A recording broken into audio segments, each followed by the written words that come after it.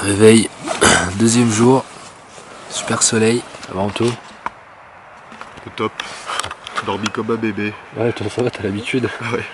Moi comme je disais, quand on s'est réveillé ce matin, ça a été, mais je me suis levé au moins 20 fois, j'ai pas l'habitude du sol qui est assez dur, je pense que ça viendra. Et puis je suis allé aux toilettes pareil pas mal de fois et un petit peu le vent, j'avais l'impression qu'il y avait quelqu'un qui approchait de la tente, j'entendais des pas. Et puis tu encerclé. C'est ça, je me disais ça y est, on va se faire trucider. Et sinon ouais, je me suis levé à un moment donné, je suis allé aux toilettes et juste derrière la tente en fait il y a la, je sais pas si on va voir là, mais il y a la plaine. Il y a la plaine en fait qui est juste derrière. Et je voyais du blanc en fait qui s'arrêtait juste derrière la tente et je croyais que c'était de la neige. Et là on est fin août et je me disais mais c'est quoi ce délire, elle va nous ensevelir la neige. Et puis en fait non, c'était la rosée, ça ouais, tu disais la rosée. Ouais. La rosée, ouais. J'avais pas l'habitude et ça fait bizarre. Donc petit déj et puis on est reparti pour cette deuxième journée. Juste avant de partir, pendant qu'Anto est en train de faire le petit déj, je vais aller tester pour la première fois la douche sauvage. Donc en fait il y a un petit ruisseau qui passe ici. Et du coup il est juste il est pas très gros mais ça va suffire pour se laver. Par contre comme l'eau est en mouvement en fait, elle est pas stagnante, elle est vraiment super froide, même si on est fin août, elle va être vraiment bien froide. Tout à l'heure on a fait la vaisselle, elle doit bien être à 5 degrés facile. Donc je vais voir ce que ça donne, mais à mon avis ça va être vite fait bien fait. Et pour le savon c'est toujours pareil, c'est du savon d'Alep, donc comme hier avec le brossage de dents, le dentifrice. Parce que du coup c'est biodégradable, donc c'est pas dangereux, c'est des huiles végétales, donc il n'y a pas de souci pour l'environnement. C'est parti. Ça pèle un max. C'est vraiment horrible. Elle est super froide.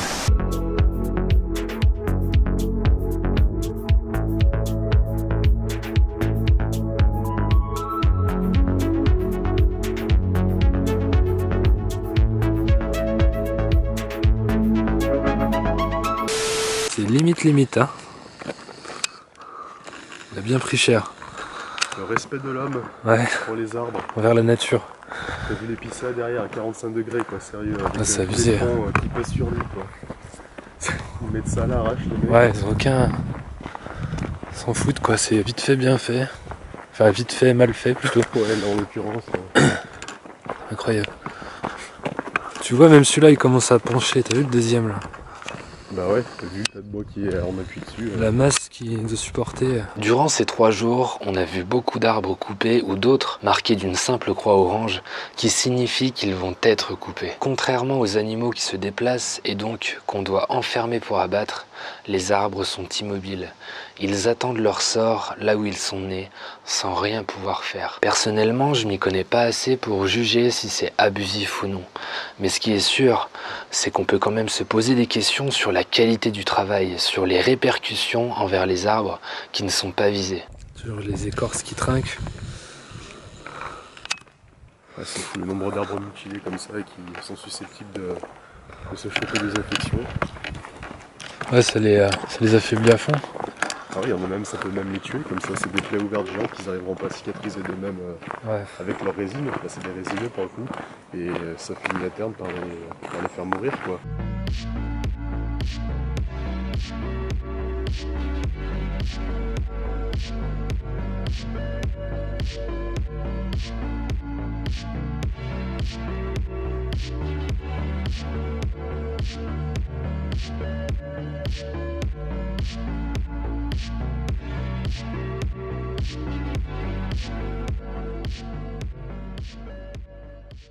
Après cette balade, on est parti installer les hamacs pour se reposer. Juste en dessous du mien, il y avait la preuve du passage d'un sanglier. Quelque part, je me suis dit que c'était pas plus mal de se demander si on n'allait pas en croiser. Ça me ferait complètement sortir de ma zone de confort. On pensait apercevoir des animaux, mais c'est assez rare. Ils évitent de sortir en pleine journée, ils évitent de se retrouver face aux hommes. On s'est donc allongé au milieu de cette forêt, au milieu de ces grands arbres qui nous surplombaient. Je me suis vraiment rendu compte que c'est ici qu'on peut encore trouver du temps pour soi, loin des tracas, loin du quotidien. On est juste là, présent, sans aucune contrainte. On peut rien faire d'autre que prendre du temps pour soi et observer la nature. On a fini la sieste dans les hamacs. Donc là on est revenu vers la voiture, on va dormir ici ce soir. On va poser la tente ici. On est à côté de la route, donc j'espère que ça va aller ce soir, qu'on n'aura pas trop de bruit. Quelque part c'est un peu rassurant dans le sens où on n'est pas dans la forêt, mais bon, au final c'est peut-être mieux d'être quand même un peu plus isolé. Mais du coup pour ce soir ça va être plus simple de faire comme ça. Donc là on va se faire à manger, puis on va se poser tranquillement. Perso j'ai pas encore dormi dans le hamac, j'ai du mal à dormir dedans, j'arrive pas encore à vraiment me détendre totalement. Je pense que ça va peut-être venir demain, on va voir, mais en tout cas c'est cool. Ça fait du bien de voir le soleil comme ça qui transperce les arbres. Pouvoir profiter de tout ça tranquillement, donc on va se poser, on va faire à manger, et puis on va attendre que le soleil se couche. T'as pas de sens, tu la jettes n'importe comment? Tu retiens-la bien et ensuite tu la... La bazarde.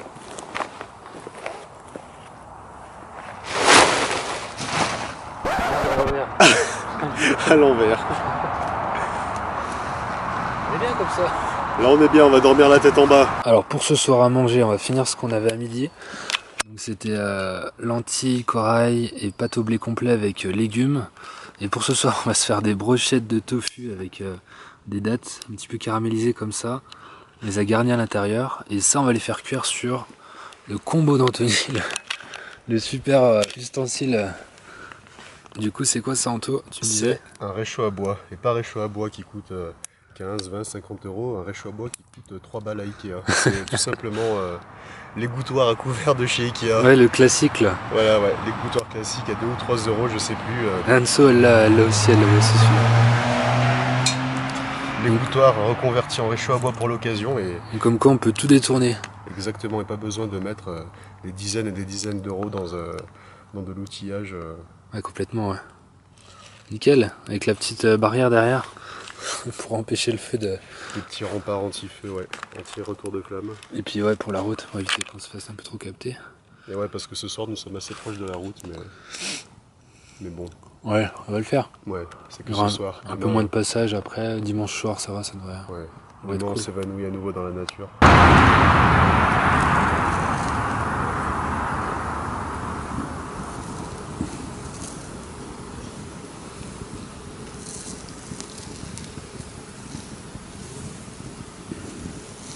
Avec l'huile, ça rallume le feu. Troisième jour, du coup, donc cette nuit ça s'est bien passé.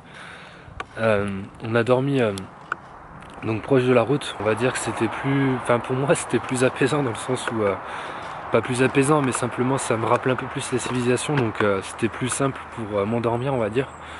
Et puis je pense que le fait que ça soit le deuxième jour aussi, ça m'a permis de prendre l'habitude, etc. et de mieux dormir.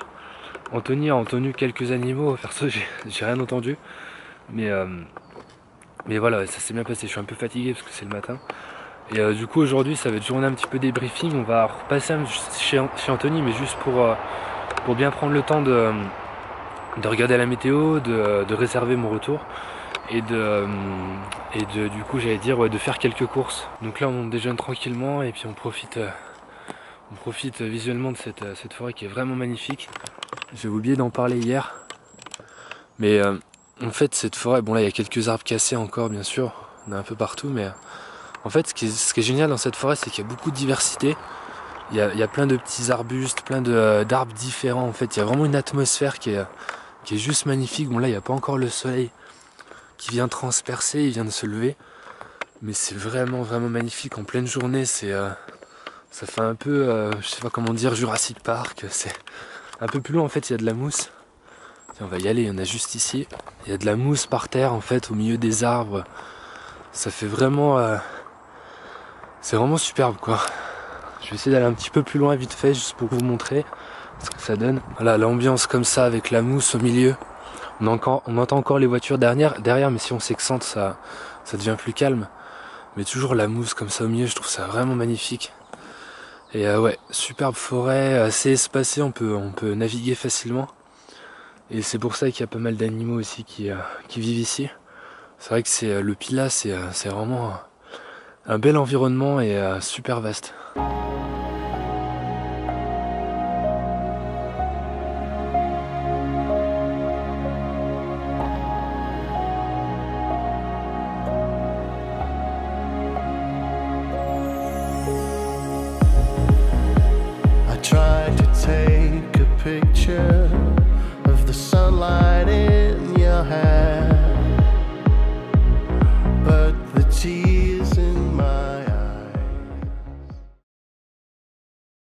Bon, dernière soirée avec Anto, on vient de se garer, on vient d'arriver ici.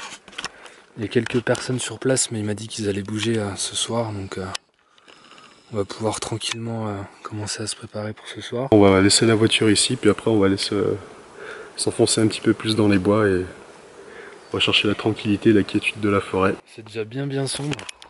Enfin ici on voit pas trop, mais tout à l'heure on le voyait bien, là-bas c'était assez sombre, comme c'est bien touffu au-dessus, c'est ça? C'est bien, ouais, c'est des forêts très denses, des forêts de résineux très rapprochés les uns des autres, donc à cette heure-ci il fait nuit noire là-bas, on sent qu'il fait plus frais que dans la plaine. Ouais, pourtant on n'est pas très haut, on est à 1200 mètres d'altitude, ouais, mais nous sommes dans les monts du Forêt, à l'ouest de Saint-Étienne. À la frontière Loire-Haute-Loire, toujours à proximité de la ville, mais enfin à proximité, pas très loin de Saint-Étienne, mais à la frontière du département, encore une autre région qu'on a bougé de quelques dizaines de kilomètres par rapport au jour précédent, quoi. Ok, ouais, bah nickel. Ouais, du coup aujourd'hui on est rentré un petit peu, on est rentré chez Anto pour faire un petit peu de linge, tout ça, essayer de reprendre un petit peu comme ça, faire le tri aussi sur la nourriture, refaire quelques courses. Donc là ouais, on va passer la dernière soirée, j'espère que ça va bien se passer, puis voir tout ça. Bah oui, il n'y a pas de raison. Pas mal d'animaux tu disais quand même dans le coin. Ouais, il y a pas mal de cervidés, tout ce qui est chevreuil. Tout ça. Ouais. Ça serait chouette qu'on en entende ce soir, je sais pas si on en verra, peut-être demain matin. Mais il se peut qu'on en entende durant la nuit. D'après ce que tu m'as dit, c'est folklorique? Ouais, c'est folklorique. La première fois que tu entends un brocard, un chevreuil mâle gueuler, ça fait bizarre, hein. Ça m'était arrivé, j'étais tout seul pour ma première nuit en forêt en solitaire et j'en ai pas fermé l'œil de la nuit. Pour ceux qui connaissent la référence, je pense au monstre de Resident Evil. Non, quand tu sais pas ce que c'est, que t'entends ce bruit déchirant au milieu de la nuit, tu dis oulala, ouais, t'es pas serein dans ton duvet, quoi. Non, mais là du coup c'est cool, si on arrive à en entendre encore plus, à en voir, ça sera vraiment intéressant, quoi. Ouais, c'est clair. Donc comme me disait Anto, en fait là ce genre d'arbre c'est parfait parce que ici c'est mort, en fait on le voit parce qu'il n'y a plus de feuilles, etc. Donc c'est ce qu'il a pu me montrer durant ces 3 jours. Ici c'est mort, donc en fait on peut se servir. C'est pas un problème en fait, entre guillemets, si j'y arrive. Non, elle est encore assez dure du coup celle-là. Voilà, celle-là elle casse facilement. En fait c'est plus une aide pour l'arbre dans le sens où c'est de la dépense d'énergie inutile. Parce que l'arbre va concentrer son énergie, on va dire entre guillemets, sur les feuilles qui sont au-dessus. Je sais pas si on les voit peut-être pas bien à la caméra, mais en fait c'est vert au-dessus. Et du coup Anto utilise l'image des panneaux solaires en fait, en disant que ce qui est le plus proche du soleil, c'est le plus accessible et c'est là où l'arbre va pouvoir prendre de l'énergie le plus facilement. Donc c'est pour ça que les branches qui sont en bas elles sont inutilisables, c'est pas efficace pour lui de les garder et qu'il va s'en séparer puis qu'elles vont finir au sol tout simplement. Et donc ouais, du coup en fait c'est pareil, c'est intéressant comme me rappeler Anto, parce qu'en fait c'est un bois qui est beaucoup plus sec ici comparé au sol où il va pouvoir prendre l'humidité et prendre l'humidité du sol. Ici quand il est en hauteur, quand il est sur l'arbre, il n'y a pas d'humidité. Alors d'après ce qu'a pu me dire Anthony, le coin où on arrive ici, il le connaissait. Je vais juste aller vers la droite pour que vous ayez un petit peu la surprise. En fait le coin où on va aller, en fait c'est un coin qu'il connaissait, qu'il était allé, je sais plus, il y a 1 ou 2 ans, qui était complètement boisé. Et du coup maintenant quand on arrive, ça fait un gros carré vide. Après ces 3 jours, je me suis rendu compte que peu importe ce qu'on cherche à faire, ça prend du temps quand on fait du camping sauvage. Déjà, pour pouvoir dormir, en changeant de coin chaque soir, il faut installer la tente et les matelas. Manger prend aussi du temps car il faut à chaque fois s'organiser pour tout sortir de la voiture et tout préparer. Bien évidemment, on ne chasse pas, on ne pêche pas, sinon ça prendrait beaucoup plus de temps. Se chauffer prend également du temps, il faut dégager une zone pour faire un feu et aller chercher du bois. Mais au fond, ça fait immensément du bien de prendre son temps. Ça permet d'être pleinement concentré dans ce qu'on fait, de vivre à fond l'instant présent. Pas de télévision, pas de portable, un peu comme dans ma détox aux réseaux sociaux. Tout se passe ici et maintenant. Cette expérience m'a beaucoup appris de choses, autant sur mon environnement que sur moi-même, et je remercie grandement Anthony de m'avoir permis de vivre ça. Je te laisse l'Instagram d'Anthony à l'écran si tu veux en savoir plus sur ce qu'il fait, sur sa passion pour la nature, et je mettrai aussi un lien vers sa chaîne YouTube quand elle sera sortie. Avec le riz complet qui nous attend. Maintenant viens. C'est parfait. À la fin de cette 3e journée, comme le premier soir, on est parti regarder le ciel avant de s'endormir. On est retourné dans le coin où j'étais allé cet après-midi, où les arbres ont été abattus. Et après réflexion, on s'est rendu compte que si les arbres n'avaient pas été abattus, on n'aurait pas pu assister à ce spectacle. On n'aurait pas pu voir toutes ces étoiles car les arbres nous auraient caché le ciel. Je suis pas en train de dire qu'il faut détruire pour avancer, qu'il faut tout casser pour apprécier quelque chose.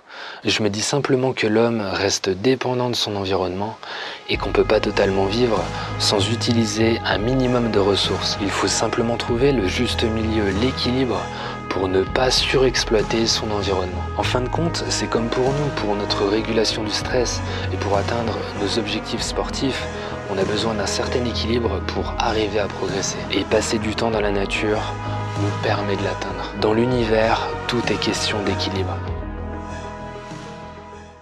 Take a moment to live, take a moment to cry, take a moment to love, and don't ask why. Take a moment to live, take a moment to cry, take a moment to love, and don't ask why.